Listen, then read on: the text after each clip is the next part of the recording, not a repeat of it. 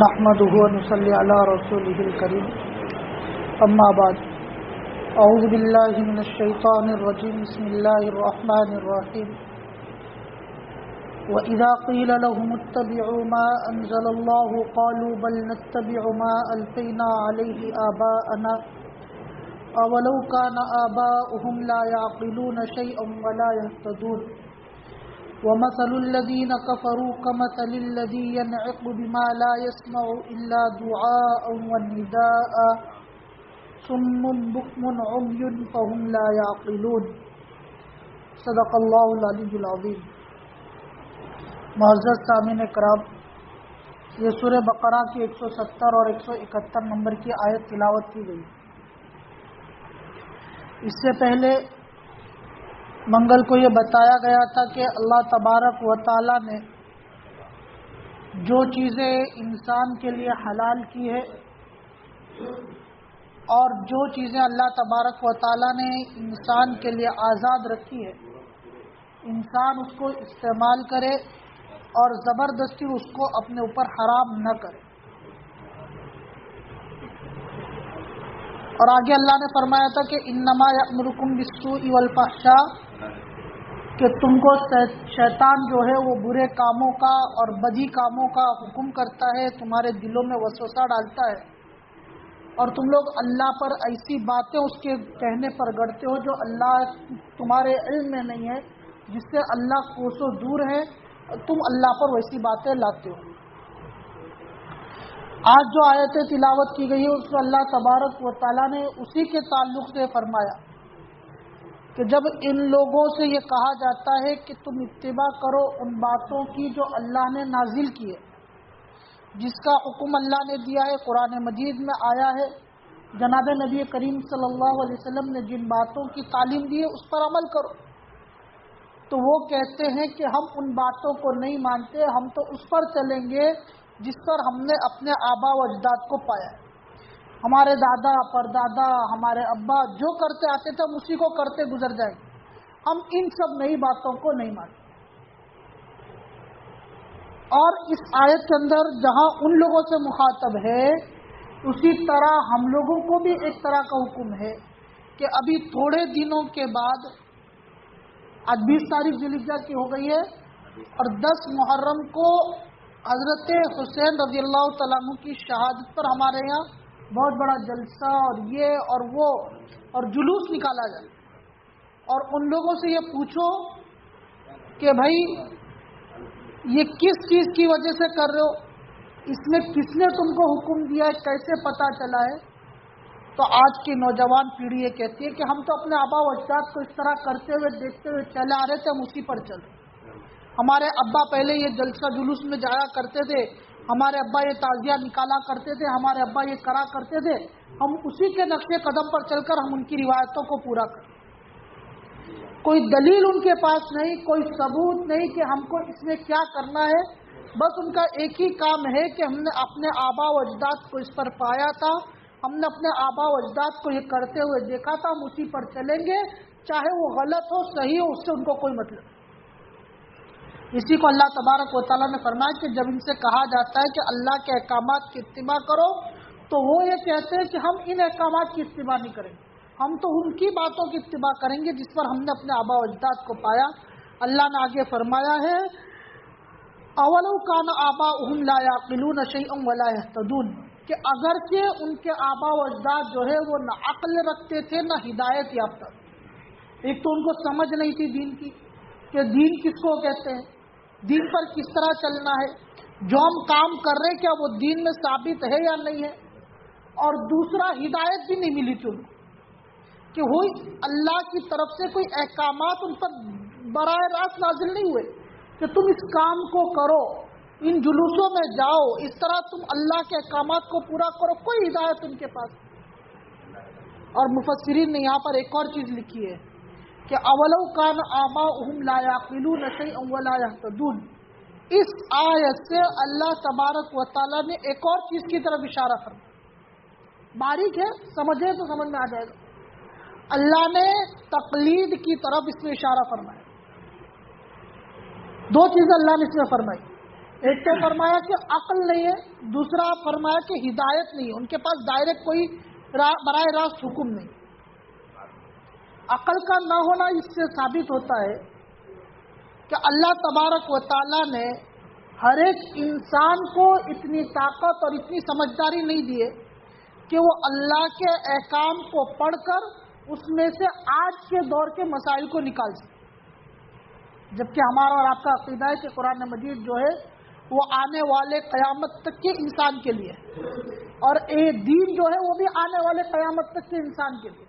نئی نئی چیزیں، نئے نئے طریقے اس دنیا میں ایجاد ہوتے رہتے ہیں، اس میں کس طرح انسان شریعت کے اعتبار سے زندگی گزارے گا۔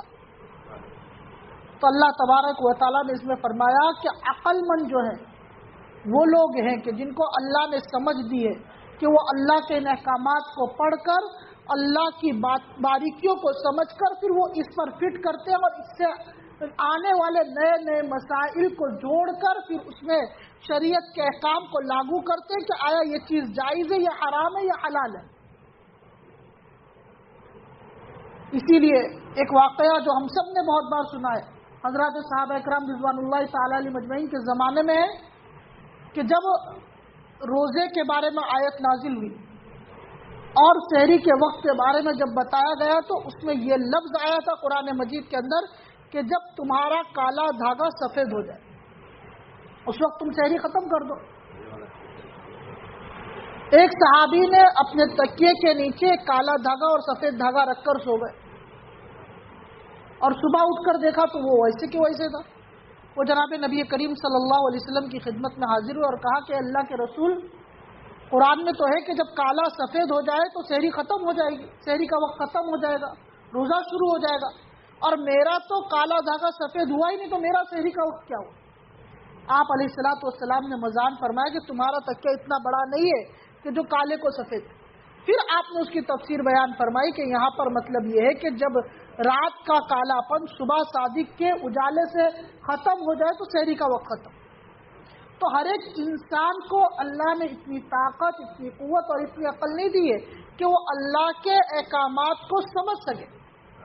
کچھ لوگوں کو اللہ نے دیا ہے، اسی لیے علماء نے لکھا ہے کہ جن عالم دین پر انسان کو پورا اطمینان اور بھروسہ ہو کہ اللہ نے اس عالم دین کو یہ سمجھ اور یہ فہم عطا فرمائی ہے کہ وہ اللہ کے ان احکامات کو سمجھ کر اس سے مسائل کو نکال کر آنے والی دنیا تک کے مسائل کو حل کر سکتا ہے، اگر انسان اس کی تقلید کرتا ہے بنا کچھ سوچے سمجھے تو یہ تقلید جائز ہے۔ اسی آیت کو پڑھ کر اولو کان آباؤہم لا یعقلون، کہ وہ لوگ تقلید کرتے تھے یہ سمجھ کر کہ نہ ان کے آباء و اجداد کے پاس عقل تھی نہ براہ راست کوئی حکم تھا۔ اسی لیے علماء نے لکھا ہے کہ 4 ائمہ جو اس دنیا میں گزرے، حضرت امام ابو حنیفہ رحمۃ اللہ علیہ، حضرت امام شافعی رحمۃ اللہ علیہ، امام احمد بن حنبل اور امام مالک رحمۃ اللہ نے ان چاروں کو اتنی فراست اور اتنی سمجھ دے دی تھی کہ یہ اللہ کے احکامات کو پڑھ کر، قرآن مجید کو پڑھ کر، احادیث مبارکہ کو پڑھ کر آنے والی قیامت تک کے انسان کے لیے انہوں نے ایک ایک مسئلے کو وضاحت کے ساتھ بیان کر کے گئے ہیں کہ یہ چیز اگر ہو جائے تو انسان اس چیز کے ذریعے سے قرآن مجید کی اس آیت کے حکم کے اندر آ کر اس چیز حلال ہے اور یہ چیز حرام ہے۔ اللہ نے وہ سمجھ اور وہ فہم ان کو دی تھی، اس لیے ہر انسان کے لیے، آنے والے کے لیے ضروری ہے کہ وہ بنا کسی سوچ و سمجھ کے ان چاروں میں سے جس پر انسان کو اعتماد ہو، بھروسہ ہو، اس کا یقین ہو کہ یہ سچے اور پکے، ان کے اعتقاد کر لے، ان کی تقلید کر لے۔ باقی اگر انسان اپنے دماغ اور سوچ اور سمجھ سے کرنا چاہے تو وہ نہیں کر سکتا ہے۔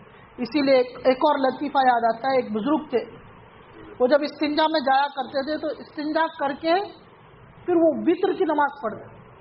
استنجا کر لیا، آ کے وتر کی نماز پڑھی، ظہر میں استنجا کیا، آ کے 3 رکعت وتر پڑھی، عصر میں کیا، آ کے 3 رکعت وتر پڑھی۔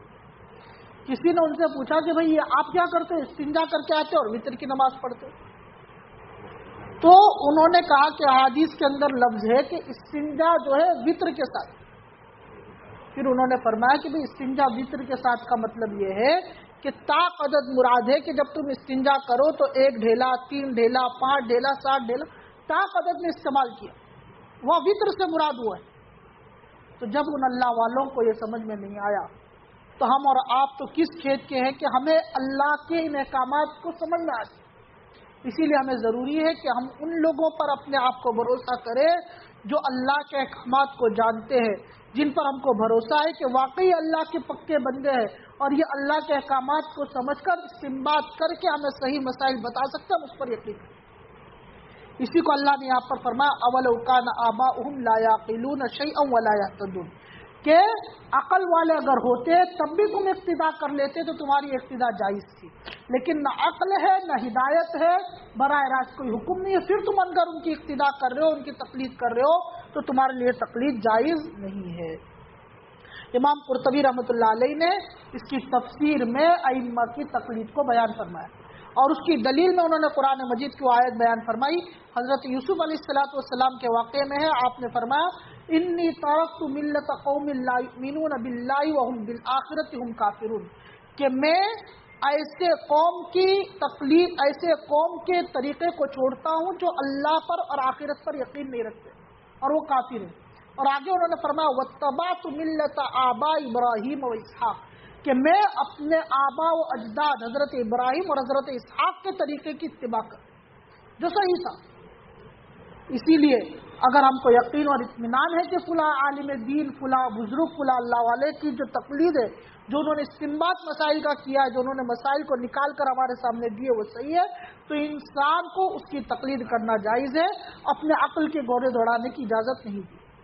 آگے اللہ نے فرمایا وَمَثَلُ الَّذِينَ كَفَرُوا كَمَثَلِ الَّذِي يَنْعِقُ بِمَا لَا يَسْمَعُ إِلَّا دُعَاءً وَنِدَاءً، کہ مثال ان لوگوں کی جنہوں نے کفر کیا، جو اللہ کے احکامات کا انکار کرتے ہیں، ان لوگوں کی مثال ایسی ہے کہ جیسے ایک آدمی کسی کو پکار رہا ہے، وہ صرف چلانے کی آواز سنتا ہے، اس کو کچھ سمجھ نہیں ہے، اس کو بس اتنا پتا چل رہا ہے کہ لوگ چلا رہے ہیں، کوئی اس کو سمجھ نہیں ہے۔ جیسے ایک چھوٹا بچہ ہوتا ہے اس کو کچھ سمجھ نہیں ہے، اس کو جب تھوڑا بڑا ہوتا ہے تو یہ سمجھ میں آتا ہے کہ لوگ چلا رہے کیا بولنا چاہتے ہیں، اس کے کچھ سمجھ میں نہیں آتا ہے۔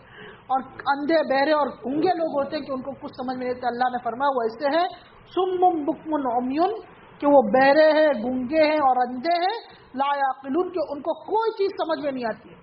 اللہ کی اتنی نشانیاں اتاری جا رہی ہے، اللہ کی طرف سے اتنے احکامات اتارے جا رہے ہیں، اتنی وعیدیں نازل ہو رہی ہے، اتنی نشانیاں نازل ہو رہی ہیں، اللہ کی طرف سے اتنی رحمتیں نازل ہو رہی ہیں، ان کو کسی چیز کا کوئی پرواہ نہیں ہے، وہ بالکل اندھے بہرے اور گونگوں کی طرف پھر رہے، ان کو کوئی چیز کی سمجھ نہیں ہے، وہ اسی طرح اپنی زندگی گزار۔ تو اللہ نے فرمایا کہ اگر ایسے لوگ ہیں تو ان کی اتباع سے اللہ نے منع فرمایا۔ دیکھیں آیت کا ترجمہ، وَإِذَا قِيلَ لَهُمُ اتَّبِعُوا، وَإِذَا اور جب قیل کہا گیا لہم ان سے اتبعوا کہ تم اتباع کرو، ما انزل اللہ اس چیز کی جو اللہ نے نازل کیا، قالوا تو ان لوگوں نے کہا بل نتبع بلکہ ہم اتباع کریں گے، ما الفینا، الفا الفی کے معنی پانا، اس چیز پر کہ ہم نے پایا علیہ آباءنا اس پر ہمارے آباء و اجداد کو، وَإِذَا قِيلَ اور جب کہا گیا ان سے کہ اتباع کرو اس چیز کی جو اللہ نے نازل کیا، تو ان لوگوں نے کہا کہ ہم تو اتباع کریں گے اس چیز کی جس پر ہم نے اپنے آباء و اجداد کو پایا۔ اولو کان آباؤہم لا یعقلون شیئا ولا یہتدون، اولو اگرچہ کان آباؤہم ان کے آباء و اجداد تھے، لا یعقلون شیئا کہ ان کو کوئی چیز کی سمجھ نہیں تھی، ولا یہتدون اور نہ ہدایت یافتہ تھے، اگرچہ ان کے آباء و اجداد کسی چیز کو نہ سمجھتے تھے اور نہ ہدایت یافتہ تھے۔ وَمَثَلُ الَّذِينَ كَفَرُوا اور مثال ان لوگوں کی جنہوں نے کفر کیا، كَمَثَلِ الَّذِي مثل ان لوگوں کے يَنْعِقُ جو پکارتا ہے بلاتا ہے، بِمَا لَا يَسْمَعُ اس شخص کو جو نہیں سنتا ہے، إِلَّا دُعَاء وَنِدَاء مگر پکارنا اور چیخنا۔ مثال ان لوگوں کی جنہوں نے کفر کیا ان لوگوں کے جیسی ہے جو پکارتا ہے ایسے شخص کو جو صرف چلانا اور پکارنا سنتا ہے، سم بکم عمی فہم لا یعقلون، سمن مانے بہرے، بکمن مانے گونگے اور عمی مانے اندھے، بہرے گونگے اور اندھے ہیں، فہم لا یعقلون پس وہ کسی چیز کو نہیں سمجھتے ہیں، جیسے بہرے گونگے اندھے کسی چیز کو نہیں سمجھتے ویسے وہ لوگ ہیں۔ اللہ تبارک و تعالیٰ سے دعا کریں کہ اللہ تعالیٰ ہماری حفاظت فرمائے، ہمیں عمل یقین کی توفیق عطا فرمائے۔ 3 بار سورہ اخلاص۔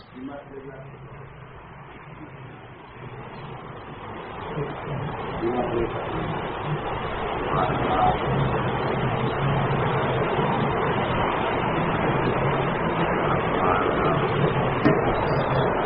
للہ رب العالمین الرحمن الرحیم والصلاة والسلام علی سید الانبیاء والمرسلین محمد وآلہ وصحبہ اجمعین. اللہم اغفر لی ولوالدی ولاساتذتی ولمشایخی. اللہم اغفر لنا وارحمنا وانت خیر الراحمین. اللہم اغفر للمؤمنین والمؤمنات والمسلمین والمسلمات. اللہم انصر من نصر دین محمد صلی اللہ علیہ وسلم وجعلنا منہم واخذل من خذل دین محمد صلی اللہ علیہ وسلم ولا تجعلنا منہم. اللہ ہمارے گناہوں کو معاف فرما. اللہ ہماری خطاؤں کو درگزر فرما. اللہ ہم بہت گناہ گار ہیں، بہت خطا کار ہیں. اللہ رات کے اندھیرے میں، دن کے اجالے میں، جان بوجھ کر انجانے میں چھوٹے بڑے جتنے بھی گناہ ہوئے اللہ تمام کو معاف فرما دے. اللہ ہر ایک گناہ سے بچنے کی توفیق عطا فرما دے. اے العالمین جو زندگی غفلت اور لاپرواہی میں گزر گئی اللہ اس کو معاف فرما دے. اللہ باقیہ زندگی تیرے احکامات کے مطابق گزارنے والا بنا دے. اللہ تیرے نبی پاک صلی اللہ علیہ وسلم کے طریقے پر گزارنے والا بنا دے. اللہ چھوٹی سے چھوٹی سنت کی محبت عشق اللہ ہمارے دلوں میں پیدا فرما دے. اللہ محبتوں سے عشق اور محبتوں کی محبت ہو. اللہ سنتوں کی محبت اور سنتوں کا عشق ہمارے دلوں میں پیدا فرما دے. اللہ گناہوں سے نفرت اور اللہ گناہوں کی نفست ہمارے دلوں میں پیدا فرما دے. اللہ گناہوں سے بچنا ہم سب کے لیے آسان فرما دے. اللہ سنتوں پر عمل کرنا آسان فرما دے. اللہ سنتوں پر چلنا آسان فرما دے. اے الہ العالمین مسلمان جہاں کہیں پریشان ہے اللہ ان کی پریشانیوں کو دور فرما. اللہ مسلمانوں کی جان کی مال کی عزت کی آبرو کی حفاظت فرما. اللہ مسلمانوں کی اللہ جان کی مال کی عزت کی آبرو کی حفاظت فرما. اللہ مسلمانوں کی مدد فرما. اللہ مسلمانوں کی مدد فرما. اللہ مسلمانوں کی پریشانیوں کو دور فرما. اے اللہ اسلام پر عمل کرنا آسان فرما. اے اللہ اسلام کے کلمے کو بلند کرنے والا بنا دے. اے اللہ اسلام پر فخر کرنے والا بنا دے. اے اللہ اسلامی زندگی عطا فرما دے. اے اللہ کلمے والی موت نصیب فرما دے. اے اللہ دنیا سے اس حال میں اٹھا کہ تو ہم سے راضی ہو. اے الہ العالمین جو لوگ اس دنیا سے جا چکے ہیں اللہ ان سب کی مغفرت فرما. اللہ ان کی قبروں کو نور سے منور فرما. اللہ کروٹ کروٹ ان کو چین و سکون نصیب فرما. اے اللہ جو سورہ اخلاص پڑھی گئی ہے اللہ اس کی برکت سے اللہ تمام مرحومین کی مغفرت فرما دے. اللہ سب کی مغفرت فرما دے. اللہ کروٹ کروٹ ان کو چین و سکون نصیب فرما. یا اللہ حاضرین میں سے جن کے بھی اعزاء اقارب رشتہ دار دوست و احباب اللہ اس دنیا سے جا چکے اللہ ان تمام کی مغفرت فرما دے. اللہ ان کی قبروں کو نور سے منور فرما. کروٹ کروٹ ان کو چین و سکون نصیب فرما. اللہ جو بیمار ان کو صحت کاملہ عاجلہ مستمرہ دائمہ عطا فرما. اللہ جو مقروض ہیں غیب سے ان کی ادائیگی کے اسباب مہیا فرما. اللہ جو بے روزگار ہیں اللہ ان کو حلال اور پاکیزہ روزی عطا فرما. اللہ جو بے جوڑے اللہ ان کو نیک سالے جوڑے عطا فرما. اللہ جو بے اولاد ان کو نیک سالے اولاد عطا فرما. اللہ جن کی اولادیں نافرمان ہو چکی ہیں اللہ ان کی اولادوں کو اپنے ماں باپ کی آنکھوں کی ٹھنڈک بنا دے. اے العالمین حاضرین میں جو جائز مقاصد لے کر بیٹھے ہیں اللہ ان تمام کے جائز مقاصد کو پورا فرما. اے اللہ جنہوں نے ہمیں دعا کے لیے کہا ہے یا لکھا ہے یا ان کا ہم پر حق تھا یا کہنا چاہتے تھے نہیں کہہ سکے اللہ ان تمام کے جائز مقاصد کو پورا فرما دے. اے العالمین آپ صلی اللہ علیہ وسلم نے خیر کی لائن سے جتنی دعائیں مانگی اس میں ہمارا حصہ عطا فرما. شر کی لائن سے جتنی دعائیں مانگی ان سب سے ہماری حفاظت فرما. اللہ ہماری دعاؤں کو حضور پاک صلی اللہ علیہ وسلم کے صفت و فعل میں قبول فرما. صلی اللہ تعالی علی خیر خلقہ محمد و آلہ و صحبہ اجمعین برحمتک یا ارحم الراحمین.